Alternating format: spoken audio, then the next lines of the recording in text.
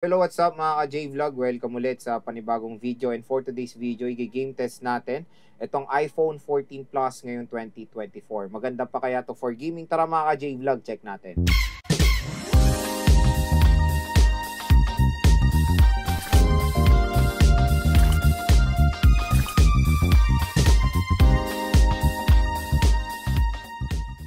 So ito nga yung iPhone 14 Plus na nakuha natin kay Ate Mayet at i-game test natin para makita nyo rin na syempre yung mga units na galing sa CMB Gadgets ay syempre all legit at maganda ang mga performance niyan, of course. Kasi syempre mapapansin nyo rin yung performance ng smartphone kung hindi maganda, lalo na pagpangit yung battery. Isang ano na rin yan factor na hindi maganda yung pinalit na battery pag naglalag or medyo hindi snappy yung pag-scrolling.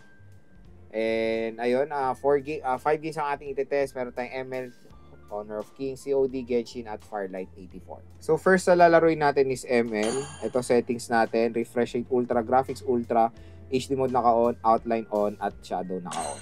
At syempre naka-full download na resources dito.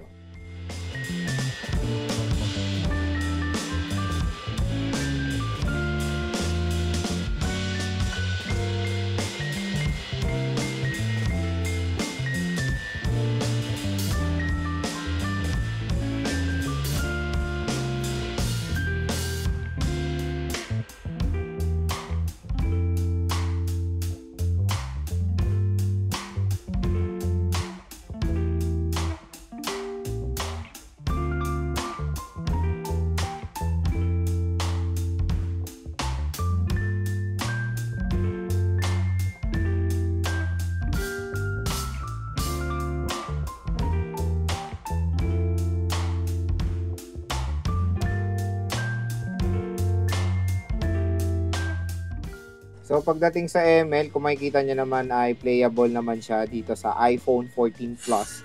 Still ngayong 2024, syempre expect nyo na yan. And sorry kung sa AI tayo naglalaro kasi low credits ako. Pero kung makikita nyo naman is okay naman yung performance sa ML, no malalang frame drops, no problems at all while playing ML dito sa iPhone 14 Plus. Maganda pa performance and very detailed yung graphics pag naglaro kayo dito. Sobrang ma-enjoy nyo rin mga ka-J-Vlog. So next is Honor of Kings. Settings natin, graphics high, resolution ultra.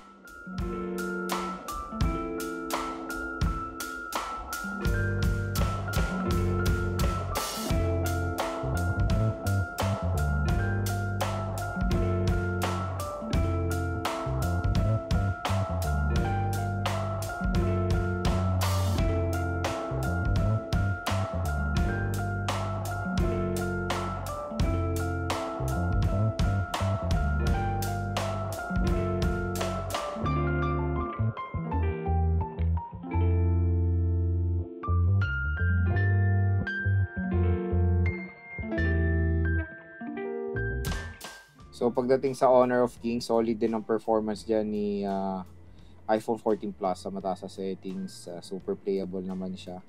Naman tayo na-experience sa any problem sa mataas sa settings. Ang ganda ng movement. And so far, ay playable naman po ang Honor of Kings dito sa iPhone 14 Plus. So next is Firelight 84. So set natin yung settings niya. Graphics, ayan, try natin extreme. Okay, download lay resources saglit. Ayan, graphics extreme. Ano tayo? Frame rate high.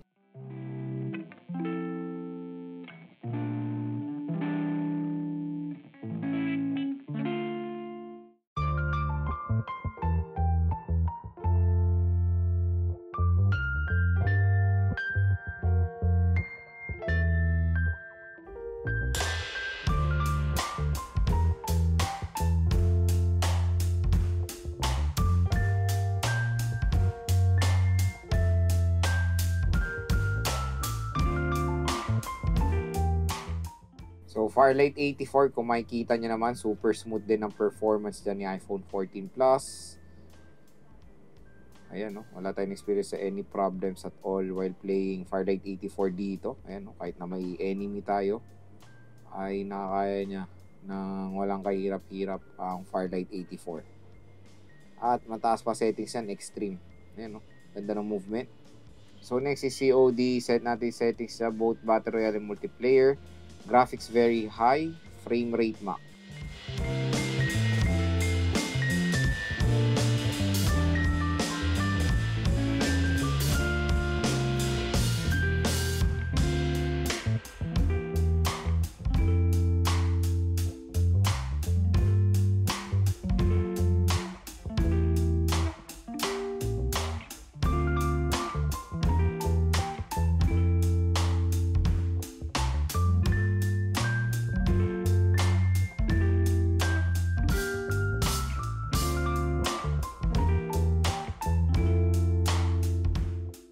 So pagdating sa COD Battle Royale, tingnan nyo naman.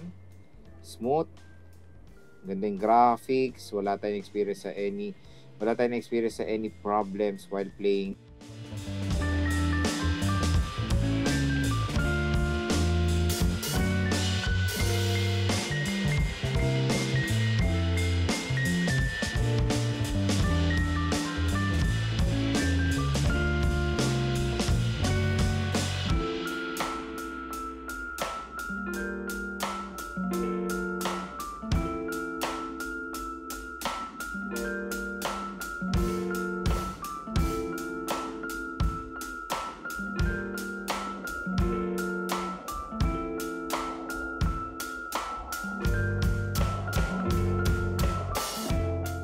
So when it comes sa multiplayer, same lang ng settings sa ginawa natin sa Battle Royale.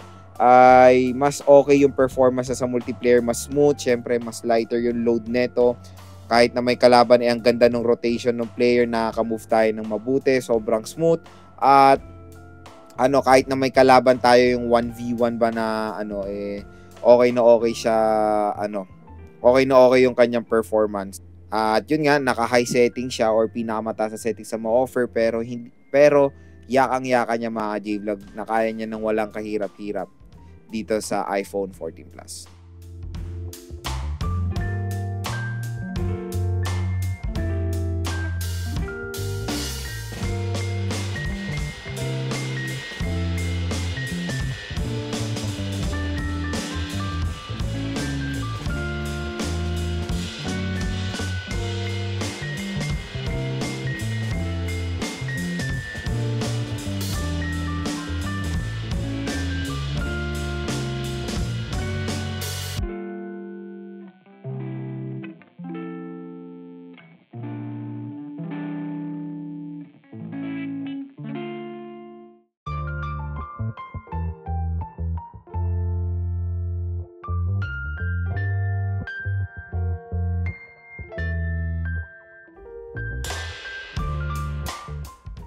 So ayan ang ating performance when it comes sa Genshin Impact. So alam niyo naman ang Genshin Impact, dyan natin matatry talaga ang performance ng smartphone. So kung makikita nyo naman is grabe na handle niya pretty well. Naka high settings tayo, 60 fps at naka on yung motion blur. Merong mga light frame drops lang naman or hindi naman malalang frame drops. So super saglit lang naman yung mga frame drops na yun, and after nun is nagiging maganda rin naman ng performance ng ng iPhone 14 Plus. So nakakatuwa, 'di ba, na ilang taon na tong smartphone na to? 2 years na siya. Pero ganyan pa, 2 years na siya pero yung chipset niya kasi is 3 years old na. Pero tingnan niyo naman yung performance sa Genshin ay kayang-kaya niya pa rin ng walang kahirap-hirap. Yes, meron tayong mga frame drops from time to time pero hindi siya big deal eh. Super saglit lang siyang frame drop, and after nun gumaganda na yung performance niya.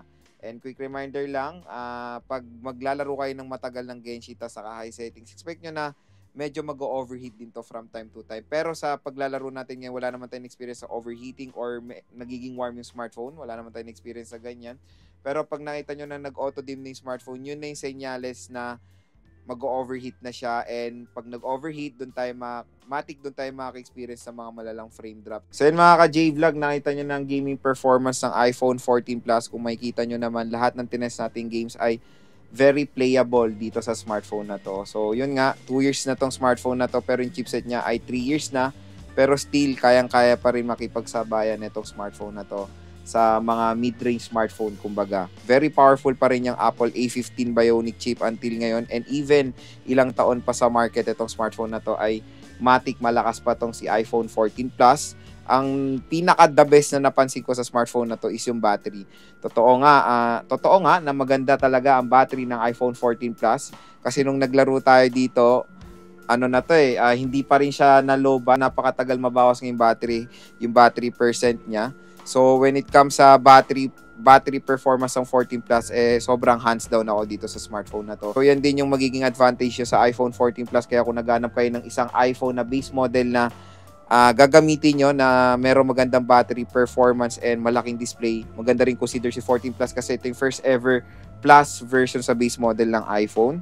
So kaya siya yung the best rin marirecommend kasi siya yung mas mura na kumbaga. At okay na okay yung performance sa gaming mga ka-J-Vlog. Maganda rin yung speakers, dual stereo speakers. And ang pinaka-minimum naman na storage na pwede nyo makuha sa 14 Plus is 128GB.